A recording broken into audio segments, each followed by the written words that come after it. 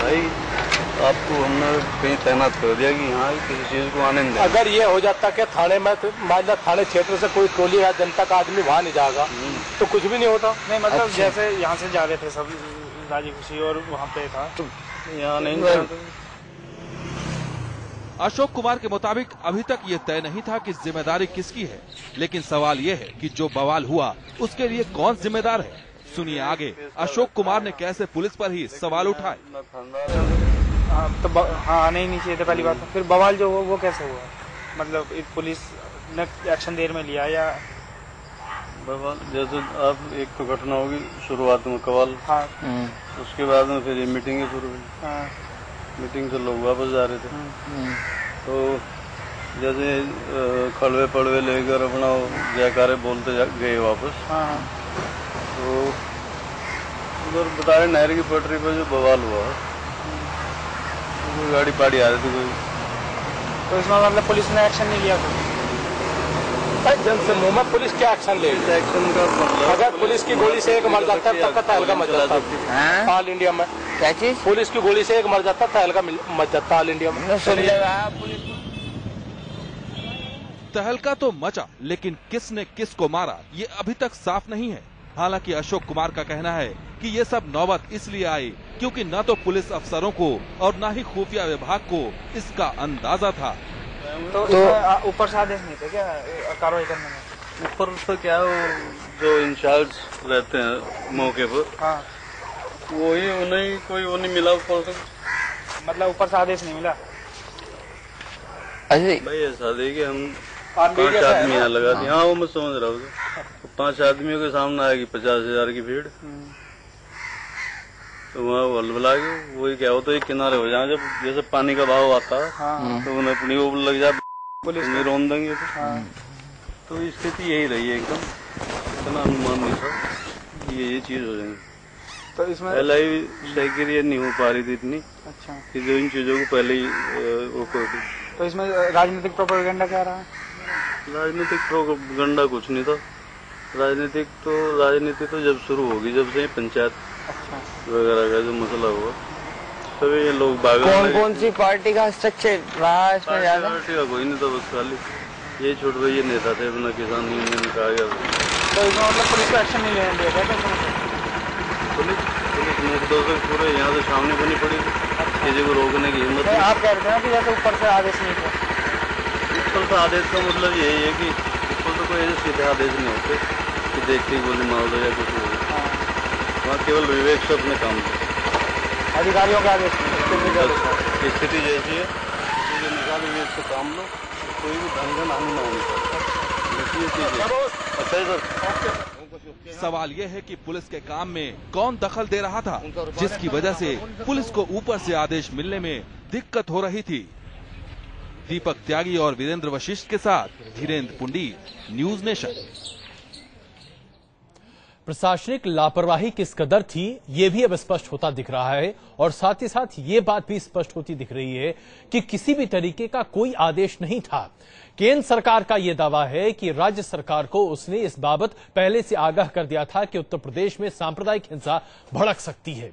राज्य सरकार का कहना है कि इस तमाम जानकारी को और खुद उनकी अपनी जानकारियों को तमाम उस प्रभावित इलाकों में पहले से बैठा दिया गया था, बता दिया गया था। लेकिन अशोक शर्मा जी साफ तौर पर न्यूज नेशन के कैमरे पर कह रहे हैं कि ऐसे कोई जानकारी उन लोग तक पहुंची भी नहीं थी। और जरा आप सोचिए, जब 5 पुलिस वालों को तैनात किया जाए 50,000 की भीड़ को नियंत्रित करने के लिए, तो क्या वाकई में यह संभव है?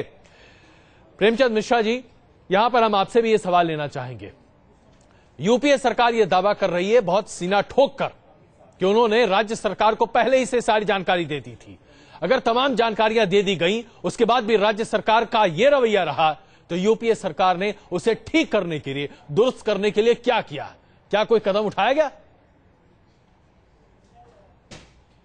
देखिए, जब कोई घटना घटती है तो उसके बाद अगर चुनी हुई सरकार है और वो अगर प्रशासनिक दायित्वों को निर्वहन नहीं कर पा रही है, मैं इन दोनों पार्टी के लोगों की बातों को सुन रहा था जी। इनफैक्ट मुजफ्फरनगर में जो कुछ भी हुआ इसके लिए दोनों पार्टी समान रूप से गुनहगार हैं।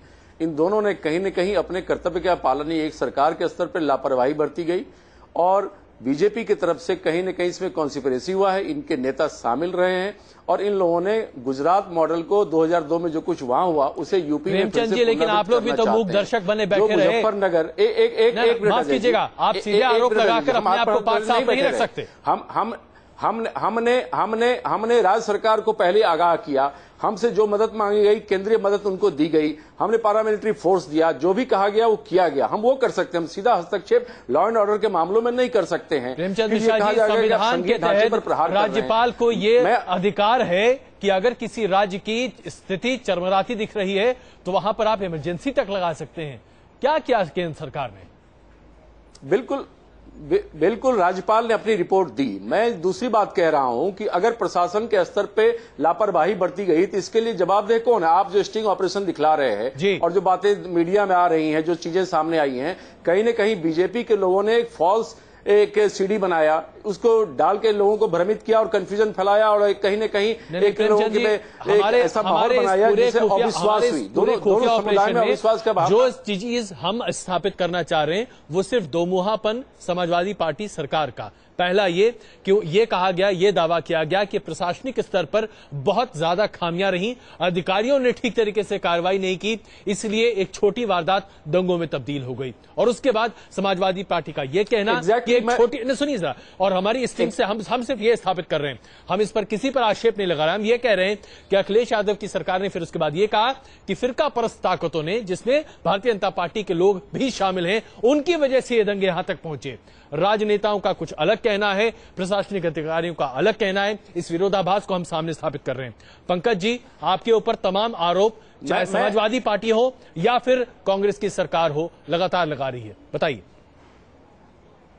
देखिए, मैं एग्जैक्टली वही कहना चाह रहा था तरीके से प्रशासन के स्तर पर सिर्फ भारतीय जनता पार्टी और भारतीय जनता पार्टी के नेताओं की तरफ यह इंगित किया जा रहा है, लेकिन लगातार वहां प्रशासनिक स्तर पर काम करने वाले अधिकारी ही जब समाजवादी पार्टी के नेताओं और वरिष्ठ जगहों पर काम करने वाले मंत्रियों का नाम लेते हैं। मैं दोनों बात कहना चाह रहा हूं, मेरी बात पूरी करने दीजिए। कांग्रेस और समाजवादी पार्टी ये दोनों पार्टियां मिली हुई हैं। मैं तो यह पूछना चाहता हूं, मैं तो आदरणीय मिश्रा जी से मैं यह पूछना चाहता हूं कि अगर कांग्रेस और समाजवादी पार्टी अगर एक साथ नहीं मिली हुई हैं तो कैसे प्रधानमंत्री जी के साथ कांग्रेस की अध्यक्षा को भी वहां जाने की परमिशन होती है, कांग्रेस के उपाध्यक्ष राहुल गांधी को भी वहां जाने की परमिशन होती है, लेकिन भारतीय जनता पार्टी के वरिष्ठ नेता, राज्यसभा के member, deputy leader Ravishankar Prasad ji को वहां पर जाने की इजाजत नहीं दी जाती है। पर आप सवाल कैसे, लेकिन क्या भारतीय जनता पार्टी के विधायकों को भी वहां पर जाने की परमिशन नहीं दी जाती? एक मिनट, ये राजनीति नहीं है तो और क्या है? प्रेमचंद जी, पंकज जी, और एक विषय में ना, माफ कीजिएगा, अभी हमारे पास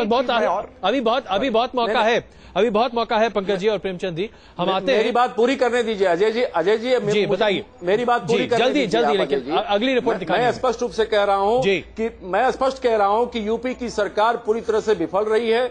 कहीं न कहीं उन अधिकारियों को या तो काम करने से रोका गया है या ये प्रशासन इतनी लापरवाही था जिसके ऊपर इतनी बड़ी घटना घटी। मैं वही बता रहा था कि मुजफ्फरनगर में 47 में भी कोई दंगा नहीं हुआ और बाबरी के समय भी कोई प्रॉब्लम नहीं आई। आखिर आज मुजफ्फरनगर इतने बड़े पैमाने पर जल गया, इसके पीछे प्रशासनिक विफलता और बीजेपी की साजिश, दोनों समान रूप से जिम्मेदार हैं। आप अपने आप को पाक साफ बता रहे हैं, यूपी को भी गुजरात बनाने का प्रयास किया है। हर कोई अपने आप को पाक साफ बता रहा है। प्रेमचंद जी, आइए हम आप एक रिपोर्ट और दिखा देते हैं, इस चर्चा को उसके बाद और आगे बढ़ाएंगे। अगली रिपोर्ट आप सबों के सामने है।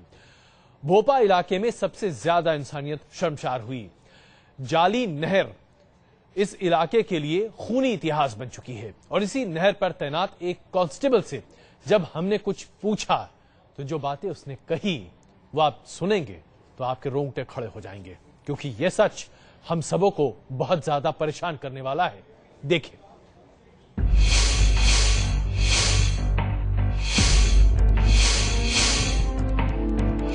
पुलिस के बड़े अफसरों ने कैमरे के सामने दंगों का सच रखा तो उनके मातहत पुलिस वाले भी पीछे नहीं रहे। न्यूज नेशन की इन्वेस्टिगेशन टीम ने इसके बाद बात की एक ऐसे कांस्टेबल से जो फिलहाल जौली नहर पर तैनात है। तो ये जो भी हुआ होगा तो हुआ तो वो आती दफे यहीं पे। जौली नहर भोपा थाने में ही पड़ती है और इसी नहर पर हुआ था सबसे बड़ा कत्लेआम।